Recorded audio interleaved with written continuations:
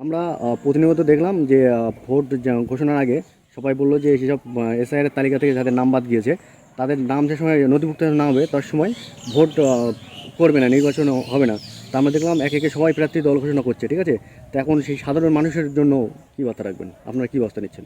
দেখুন, ব্যবস্থা বলতে আমাদের দলের চেয়ারম্যান তিনি কলকাতা সিও অফিসে গিয়েছিলেন। তিনি বারবার নির্বাচন কমিশনার আধিকারিকের কাছে তিনি দাবি রেখেছিলেন যে আন্ডার জুডিশিয়ালে যে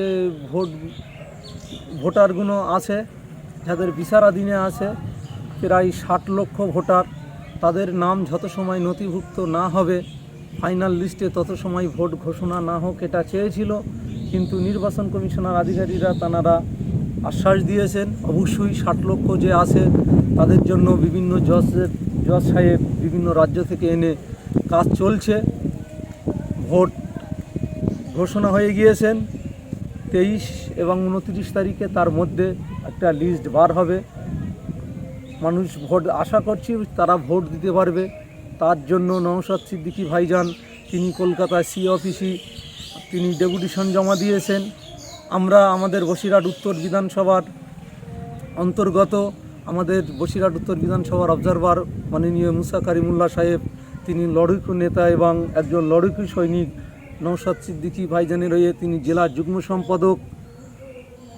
আমরা বিশেষ করে দেখেছি সেদিন আমাদের সঙ্গে নিয়ে আমাদের মুসা ভাই, আমি সালাম ভাই ছিলাম, শাহিদ ছিল, আমাদের আরও অনেকেই ছিল আমাদের সঙ্গে। আমরা প্রথম এসপি অফিসে গিয়েছিলাম, এসপি সাহেব সেদিন ছিলেন না, ছুটিতে ছিলেন। ওখান থেকে আমরা গিয়েছিলাম এসডিও অফিসে, এসডিও ম্যাডামের সঙ্গে কথা বললাম। ম্যাডাম যেভাবে আশ্বাস দিলে তারপরে পরেই আমরা চিন্তা ভাবনা নিলাম। আমরা খোলাপোতা হাই স্কুলের ওখান থেকে বিডিও অফিস পর্যন্ত একটা পদ মিছিল করে খোলাপোতা বিডিও অফিসেও ডেপুটেশন দিলাম জয়েন্ট বিডিওর সঙ্গে, এবং নির্বাচন কমিশনার যে একজন এআরও থাকে তিনিও উপস্থিত ছিলেন। সেখানে আমাদের দাবি ছিল, আমাদের অবজারভারের দাবি ছিল যে আপনারা আপনাদের উদ্যোক্ত নেতৃত্বদের যারা আছে তাদের জানান যে যত সময় মানুষের ফাইনাল লিস্টে নাম না আসছে, যাদের নাম বিচারাধীনে আছে, আন্ডার জুডিশিয়ালে আছে, তাদের নাম যত সময় ফাইনাল লিস্টে না আসবে তত সময় যেন ভোট ঘোষণা না হয়। তেনারা বলেছিলেন আমরা জানাবো, অবশ্যই আমাদের কাগজও রিসিভ করে দিয়েছিলেন।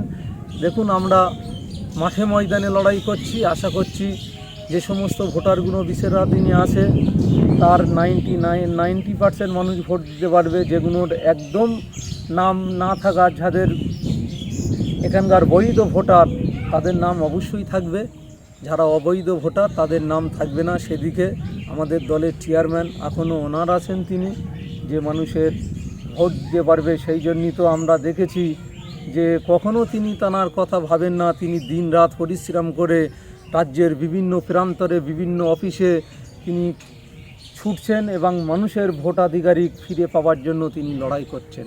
আশা করি সেটা অবশ্যই ফিরে পাবে। বলছিলাম যে বসিরহাটে যে মুফতি আব্দুল কাইম সাহেব বলেছিল যে বর্তমানে এখন সব টুবিওয়ালা দাড়িওয়ালা হুজুররা রাজনীতি নেমেছে কাঁচা বেঁধে। আমারই মেজো ভাই মুফতি আব্দুল মাতিন সাহেব তিনি তো টিএমসিতে যোগ দিলেন বা এমন প্রার্থীও ঘোষণা করেছে হাড়ুয়াতে। তা এই বিষয়ে আপনি কী বলতে চাচ্ছেন? দেখুন, এ বিষয় বিশেষ করে আলেম ওলামা মুফতি সাহেবদের বিষয়ে কথা বলার আমাদের থাকে না, আমরা বলতেও চাই না। তবু যখন আপনারা প্রশ্ন করছেন, আমরা সোশ্যাল মিডিয়ায় দেখেছিলাম মুফতি আব্দুল কাইম সাহেব তিনি বলেছিলেন যে একদল টুপিওয়ালা দাড়িওয়ালা তারা রাজনীতিতে কাঁচা বেঁধে নেমে গিয়েছেন, তারা একবার যদি বাকশাক করে ছাপ্পা মেরে এমএলএ হতে পারে তারা বিশাল পয়সা কামাবে, তাদের 7 পুরুষ বসে খাবে। এ প্রশ্নটা আমাকে না করে যদি আব্দুল কাইম সাহেবকে করেন তাহলে উনি উত্তরটা ভালো দিতে পারবে। কেন কথা তাঁরা বলেছে সোশ্যাল মিডিয়ায়, কখনো আমাদের বড় ভাইজানকে ফাঁসা বলেছে, বিভিন্ন রকম বলে আখ্যা দিয়েছেন। আজকে তানারি ভাই তৃণমূলী যোগ দিয়ে হাড়ুয়ার বিধানসভার প্রার্থী হয়েছেন, এ বিষয়টা উনি ভালো বলতে পারবে। কেননা যেটা প্রথম ভাবতে হবে, একটা মানুষের ওপরে কিছু বলতে গেলে সেটা নিজের দিকে না আসে।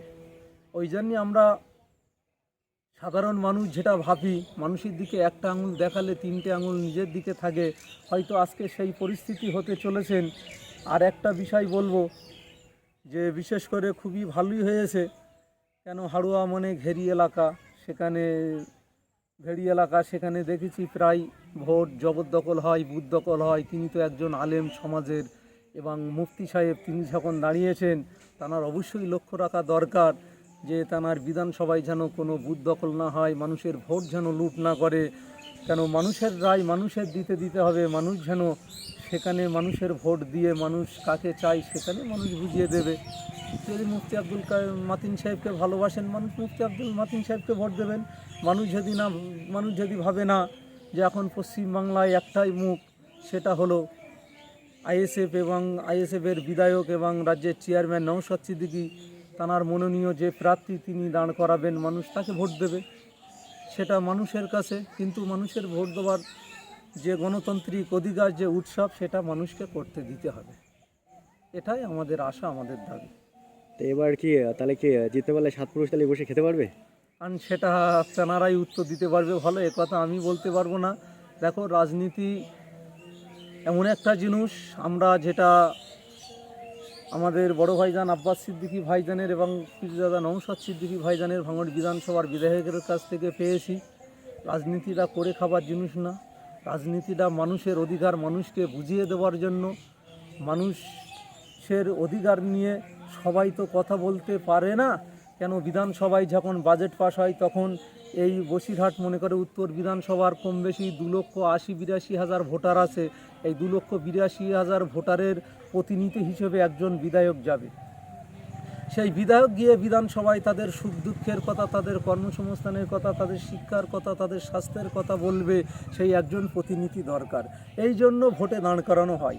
কিন্তু বর্তমান তৃণমূলী শাসক সরকারের চলাকালীনই দেখছি যে এটা চলছে না, মানুষের নিয়ে কখনো কথা বলতে দেখি না। এরা করে খাবার কথা ভালোভাবে, লুটের রাজনীতিটা ভালো বোঝে। কেননা আমাদের এই 30-36 বছর বয়সে যেটা দেখছি, আমরা কংগ্রেস সরকার আমল দেখিনি, সিপিএম সরকারের আমল দেখেছি, তখনও দেখেছি বা এখনও দেখছি যে তৃণমূলের সরকার চলাকালীনই যেভাবে তৃণমূলী নেতা মন্ত্রীরা গরিবের মাল লুট করেছে, শিক্ষা থেকে নিয়ে, চাকরি চুরি থেকে নিয়ে, কয়লা চুরি থেকে নিয়ে, বালি চুরি থেকে নিয়ে, যেভাবে মানুষের অধিকার খণ্ডন করেছেন। এবং বিশেষ করে আমরা দেখেছি যেটা 100 দিনের কাজ, জব কার্ডের কাজ, গরিব মানুষ এই কাজ করে মেহনত করে খেত, সেটাও এই তৃণমূল সরকার চুরি করেছেন। সেই জন্যই বলবো যে সেইখানে যদি কোনো মাওলানা সাহেব, কোনো মুফতি সাহেব এই সমস্তগুলো দেখে যে চাল চুরি, টেরপল চুরি, আফগানে বাচ্চাদের দুধ চুরি করেছেন, তেমন একটা দলে গিয়ে তিনি যদি বলে যে আমি এই দলটা শুধরে দেবো বা ভালো করব, সেটা ভালো জিনিস, কিন্তু তার কাজের মধ্যে দিয়ে বোঝা যাবে তিনি কি করছেন। তবে সর্বপ্রথমেই বলবো, যদি কেউ চোরকে সাপোর্ট করে, যে গরিবের মাল চুরি করে যে তার যতটা অন্যায়, যদি কেউ সেই দলে গিয়ে তাকে সাপোর্ট করে, তিনি ততটাই অপরাধী হলো, এটা আমি বলবো। আর ব্যালেট যেটা বলছেন সাতপুরু বসে খাওয়ার কথা, দেখুন, যদি কেউ লুটের রাজনীতি করে, লুটে খাবার রাজনীতি করে খাবার রাজনীতি করে, তাহলে তার কাছে 7 পুরুষ বসে খাবার এমন কোনো ব্যাপার নয়। আর এই কথাটাও কখনো আমাদের দলের চেয়ারম্যান, আমাদের দলের প্রতিষ্ঠাতা আব্বাস সিদ্দিকী ভাইজান তেনারা কখনোই বলেননি। তেনারা বলেছেন, তেনারাই আবার সেই পথে নেমে রাজনীতি করছেন। এটা তাদের উত্তর, তাদের কাছে গেলেই সদুত্তরটা তারাই দেবে, কিভাবে মানুষের কাছে পৌঁছবে। আমরা বিভিন্ন সময় দেখেছি বিভিন্ন আলেম ওলামারা বিভিন্ন ভাষায় কথা বলেছেন, তেনারা অনেক কটাক্ষ করেছেন, কিন্তু তেনারা নিজেরাই পস্তিয়েছেন। কিন্তু আমরা যেটা দেখলাম যে সত্যি বাংলার মানুষ আজও পর্যন্ত একটা ভোটারের বা একটা বিধায়ক পর্যন্ত বলতে পারবে না যে নওশাদ সিদ্দিকীর রাজনীতি নোংরা রাজনীতি করেছেন।